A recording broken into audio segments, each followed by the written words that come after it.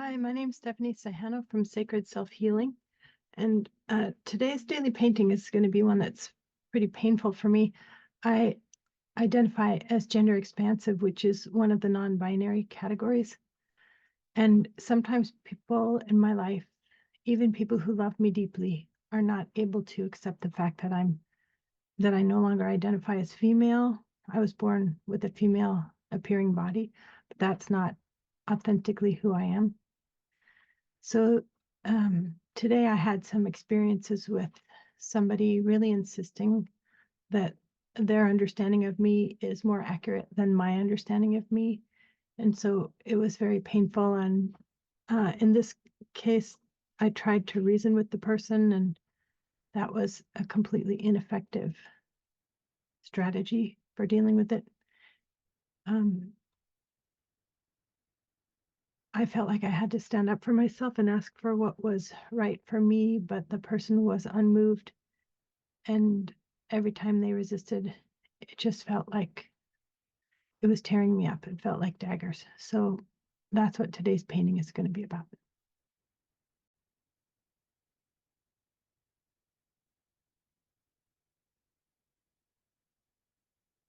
So this is the section that's called female, where the person wanted me to be.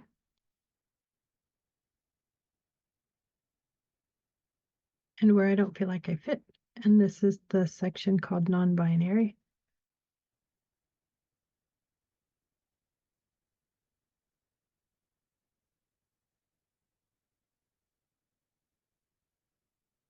And this is the section where I feel like I fit.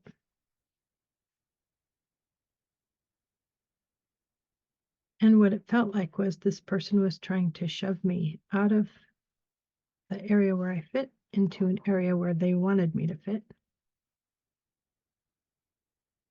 That's a lot of movement happening as I'm being thrown off balance.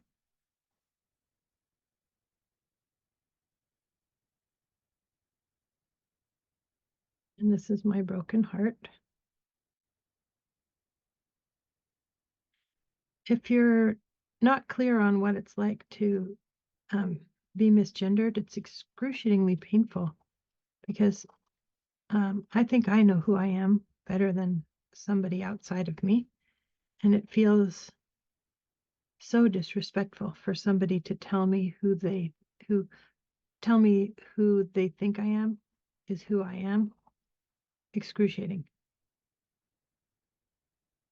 And it feels incredibly disrespectful. So if you're in relationship with someone who's non-binary or trans and you're not sure how to handle it, definitely I would recommend going with what they say is right for them and not reverting back to their old name or their old pronouns. I definitely recommend respecting their internal knowing. They know more than anybody outside of them knows about how is the correct way to address them. And I definitely recommend that if you're not sure about why you're insisting on something that is so harmful to the person, that you really search deeply within yourself to try to figure out what is causing the resistance for you. And undoubtedly, there is some real thing that's causing the resistance for you. Maybe you're afraid of making mistakes. Actually, I have a poem about that, and I'll read it at the end of this video. Maybe you're afraid of making mistakes. Maybe you have a lot of shame that's associated with making mistakes. That's something that's definitely worth trying to heal from so that you can take the chance, use the person's correct pronouns, preferred pronouns, and not misgender them just because you're afraid of making a mistake. It's so harmful when people put their agenda on top above the person who knows who they are. We should not do that. And I will say that I occasionally will misgender myself. It's been 50 plus years of living in one gender, and so sometimes I actually do it to myself. And me paying attention to other people's preferred pronouns and their gender can be hard for me too, even though I'm in this group. It doesn't mean that anybody has to do it perfectly. What it does mean is we have to try. We just have to try.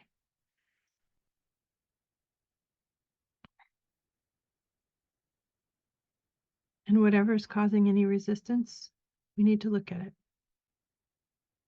I don't have any resistance, I just make mistakes.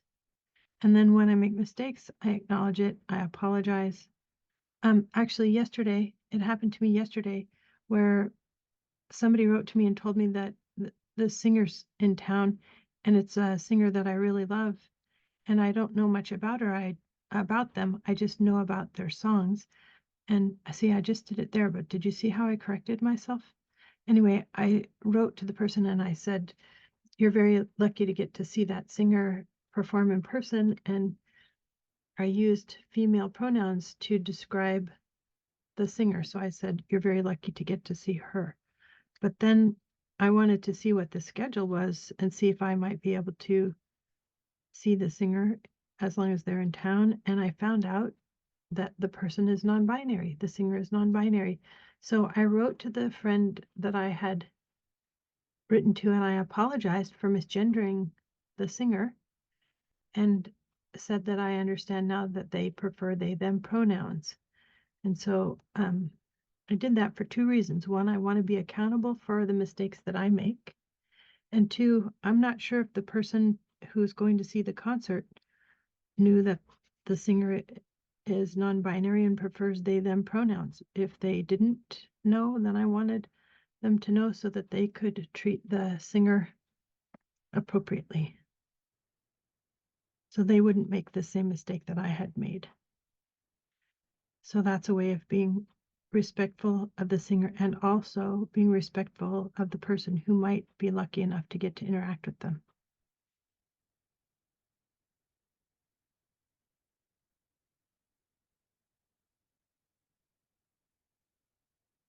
And also it's me demonstrating what you do when you make that mistake, because mistakes like that happen. This is a kind of a new thing for people in our society. We haven't been using this language until maybe the last decade. And so we all need to practice, and we need to have some forgiveness as part of our practice. But if somebody declines to practice or blames it on the person, and like in my case, the person said, well, you're bringing it on yourself. If you would stop expecting people to use these weird pronouns that you're choosing, then you wouldn't be in this kind of pain.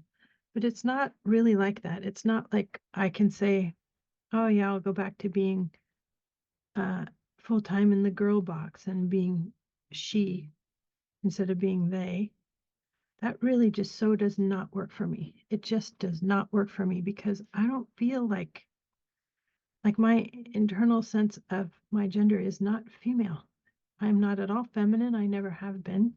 When I was a kid, I was what they called a tomboy, and I answered to little boy just as much as little girl when strangers would talk to me.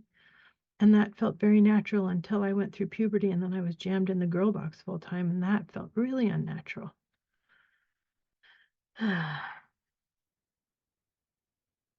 So I urge you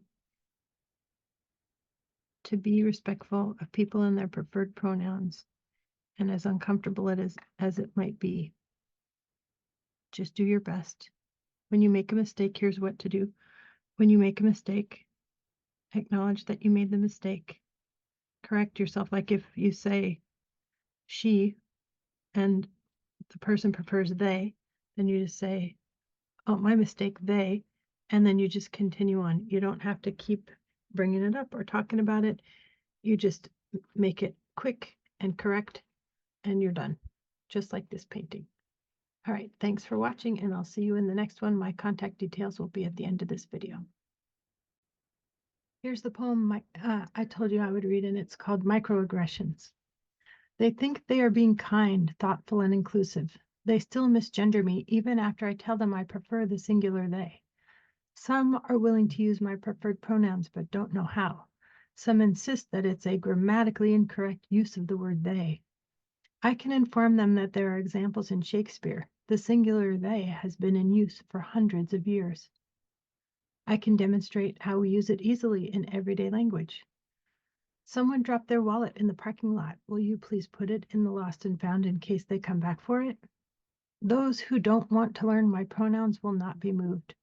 Those who want to learn earn my respect with every attempt. The important thing to me is that they try. Did you catch that singular they I just used so naturally? We are the transitional generation. We are learning this new use of language. Go ahead and try. If you make an error, simply correct it.